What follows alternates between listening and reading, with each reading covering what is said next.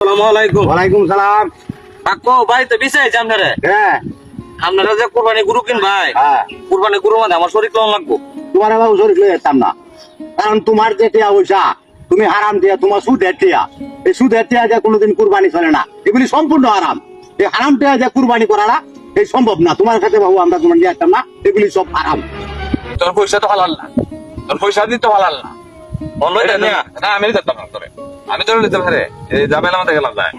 আচ্ছা মানে শরীর লয় না ওহন হিসাব হইলো আপনারা কুরবানি মাঝে আমার কি শরীর লই ভাই তোমার না কেরে?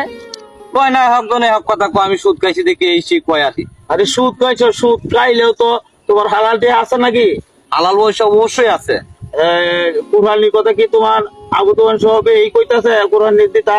ও আমার ছেলেটা খুব এই যে আমার ছেলেটা খুব কইতাছে হ্যাঁ, কুরবানি তোমার যদি কিছুটা যদি খাটি পয়সা যদি তোয়ে তাকে দাও, হ্যাঁ এদিল নাম হিসাবে তাকে দাও, হ্যাঁ নিজের কষ্টের টেয়া, হ্যাঁ। তাহলে কুরবানি তুমি তোমার আমরা লই।